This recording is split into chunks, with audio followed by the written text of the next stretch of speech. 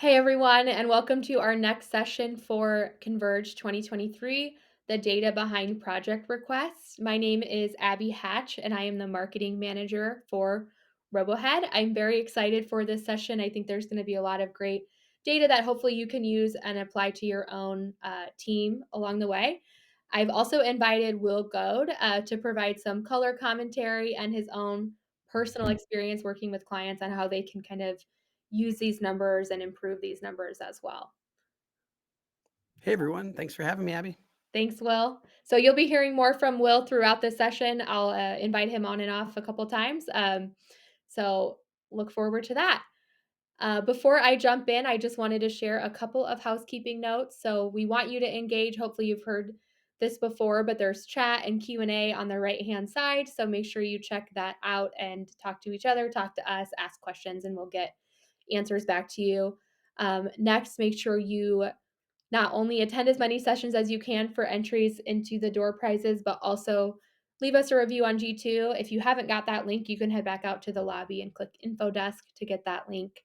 And then, last but certainly not least, you can catch all of these sessions, the recordings again, whether you missed one or just want to go back and watch something that you found extra impactful or share it with a colleague. So just go back out and click the agenda, and anything that's already been taken place, you can just catch the recording for it there. So that's all my housekeeping notes. And now I'm just going to jump into the presentation with first a personal story with the first day of a job that I had, not the job that I have now, thankfully. I was really excited for this job, taking over leading a creative team for a pretty large organization. And I was really excited and thought, I was going to be able to make all of this impact and be part of a great company. And then on the first day, I kind of started meeting with all the different stakeholders, the leaders of other departments I'd be working with, and they just had a lot of really tough commentary about the team's performance and how they kind of felt about it. So they said things like, the team never delivers what I ask for on time. My requests are always rejected. I just make my own stuff on Canva because it's faster. The deliverable never quite matches what I need. Just a lot of kind of really discouraging commentary. And, it really made it clear that there were some hurdles to overcome as it relates to kind of what I would say communication. So it wasn't necessarily the creative team had made mistakes. It wasn't even totally any kind of past leadership. It just was really kind of poor communication and not clear expectations. So a lot of that happens in the first request stage. So at this time, this is when somebody's asking you for something or there's kind of a kickoff to start a new project. And a lot of times it's also the first point of contact between you and the stakeholder. So it really sets the tone for what's going to take place throughout your project. And so, probably partially motivated by my own negative experience, I wanted to put together some data to help you, RoboHead customers, just have a guide to know what is reasonable and kind of maybe what other teams are doing that might just inform your own practices. So, we have a couple kind of questions that we're going to answer throughout this session. So, the first question is just how much notice should I be getting on requests? The next one is when is more follow up needed on these requests? And then why can't I just send an email? Hopefully, this last one, hopefully you've never heard it, but I know most of us have heard that from people who regularly submit requests. So we'll kind of unpack all of these using data from real RoboHead accounts. So, like I said, the data for this source is you. But it's all confidential and anonymous. We've pulled this from 10,000 individual user accounts. We're just looking at kind of aggregate numbers. We're not looking at any one individual's personal account or what they're kind of doing, but just looking at the aggregate numbers. So, um, to answer that first question, we said, how much notice should I be getting on requests? And we pulled some averages. So, on average, teams are getting 22 days from that initial request to the final due date. And this can, of course, vary widely by the type of project you're working on and, of course, your individual organizations need. So maybe this 22 days resonates with you and maybe it just doesn't, and that's okay. Um, what we see overall, the shortest notice is for photo requests, and that's 13.3 days. And then the longest notice is for product documentation, which makes sense. It's a lot more complicated. So that comes in at 39.97 days. So essentially 40 days notice to get documentation like that. Some other categories we have 24 days for videos and podcast, 19 days for web and digital media, 16 days for content and PR, and then almost 17 days for packaging. We have a bigger list of these, which I'll make sure to link in the comments so you can download the full list of kind of all the different project types and what the lead times look like. But I want to invite Will back now to kind of share his experience working with these timelines and kind of some best practices to make sure you stay in line. I'm back. So, Abby, I think this is a great point here to kind of tame these and using the form builder and the rules engine within that form builder. And I'll give you a super simple example. So you can create when we talk about like these SLAs, for example, we can create rules for certain types of projects. So I'm going to use the example of posters. Let's say we create posters and using the lead time you mentioned earlier, we've got a standard lead time of 22 days to create a new poster for someone soup to nuts. So I can use form rules in Robohead to say, hey, when someone chooses the project type of poster, I want to display a message that says, hey, standard lead time is 22 days.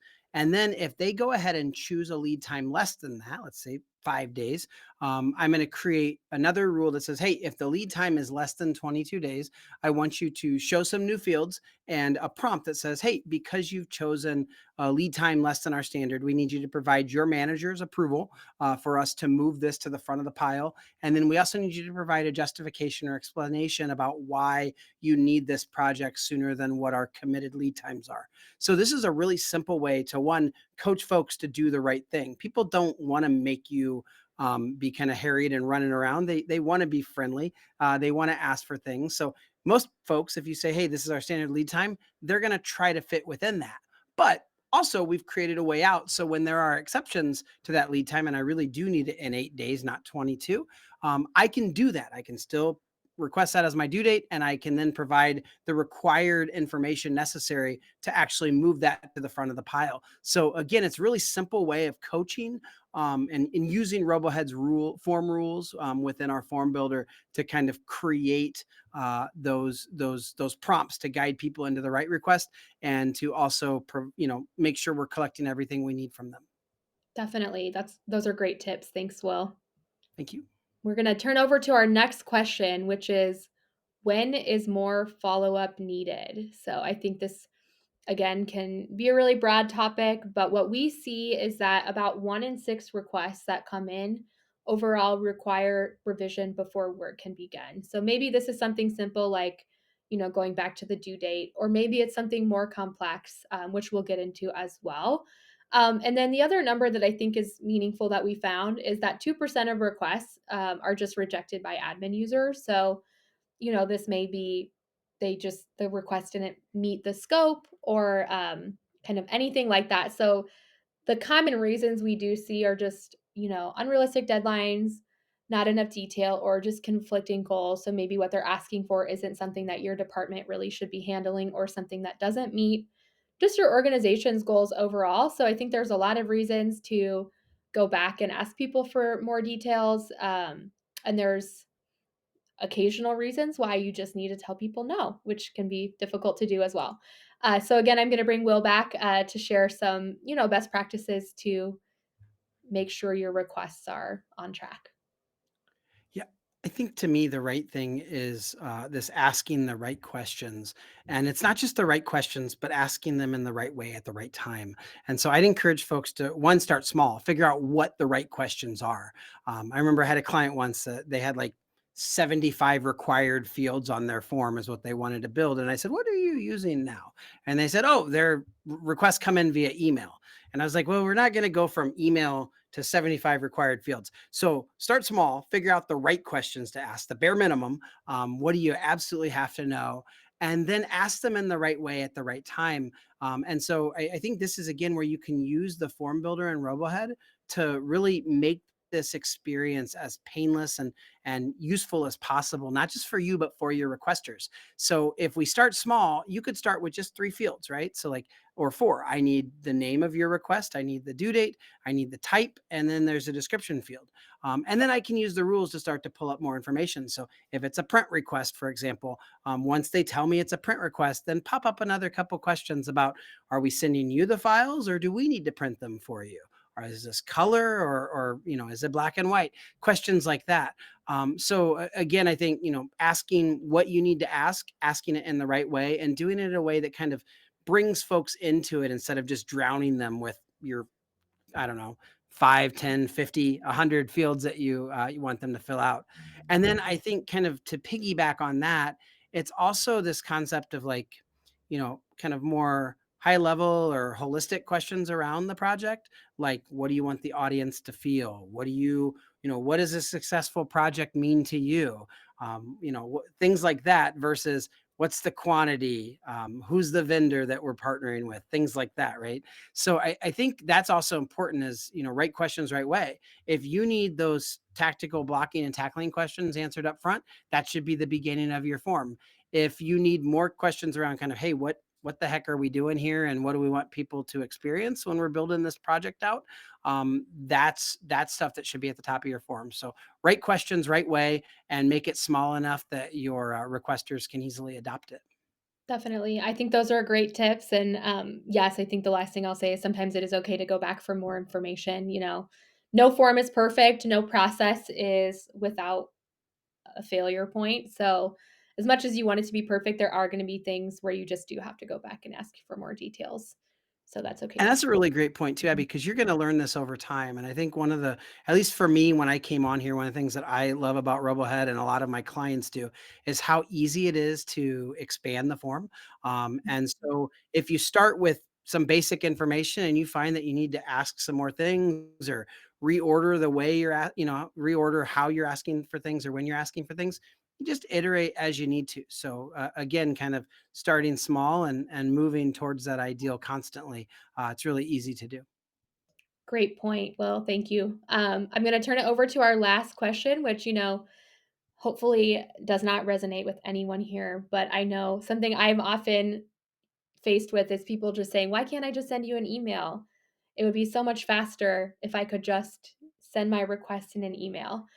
In fact, what we found from Aquent, our affiliate company, did a poll and found that only 31% of creative groups are actually intaking their projects directly into a PM tool. So that feeling, I know this often is how I feel when I'm faced with this question of why can't I just send an email? Is no, you cannot. And there's just a lot of reasons that by sending an email, it kind of hurts you and it hurts your process, it hurts your team, and ultimately it hurts your organization. So, I'm going to invite Will back just a little bit to expound upon that a little bit further. Yeah, I think the important piece is from a process standpoint, if you get folks to buy into the process, ultimately the process should make everyone's life easier. So with the request form, for example, it's easier for your team because you've got all your requests in one spot. It's also easier for your requesters because they can see all of their requests in one spot. And there's a value there. There's value to that, especially if they ask for similar requests over and over, they can just duplicate stuff, right? I think the other piece is that most folks you'll find want to adopt. So I had a client once and they said, well, our CEO will never use this. And my answer was, okay, so because 90% of your other people are going to use it. If you say, hey, this is how we intake requests, they're going to just fall in line, right? So don't plan for the outliers, but don't make significant decisions around them, right? So with this organization, they move forward, and you know what? 90% of the people that ask them for stuff use the form. Their CEO, I still maybe still doesn't. I don't know exactly with that client, but and that's okay because again, most folks are coming in the right way. And then Robohead, we also make it really simple to bring those outliers in, for example. So let's say we'll continue with the CEO plan. The CEO does ask for stuff, but they're not going to use the system. That's all right. That CEO can email their request and Robohead can actually pick up that email and add it to the pile. So you're still having that single intake point for all your requests, but again, you're able to kind of work with the people that easily fall in line and the folks that are maybe outliers. So I think that's really important. And then I mentioned kind of the requesters being able to see all of their requests. That's another way to provide great service because you're getting buy-in when you help them understand why this is valuable to them, right? They're asking for 50 things a year, and next year they're going to ask for another 50 things, and many of them will be similar. Having that single place where they can see everything that they've asked for, see its status, reference it, duplicate it, etc., is super valuable as well. So one way to provide great service is to have the standardized process, because now you're benefiting not just your team but your clients. Totally. I think those are great tips, and I know that, email workaround is one that is a favorite for some of our customers, so it's a Absolutely. great way to kinda work with even maybe the more difficult people, so the last thing I just wanted to share is, you can calculate most of these numbers for yourself based on kind of the data in your own account. So make sure you take advantage of that and run a report to do so. I want to thank Will for joining me on this session, and I want to thank all of you for tuning in as well. And then, of course, I want to invite you to our next session, which will be Kathy Lewandowski sharing managing interdepartmental process changes, best practices for form design. So make sure you hop over there right now.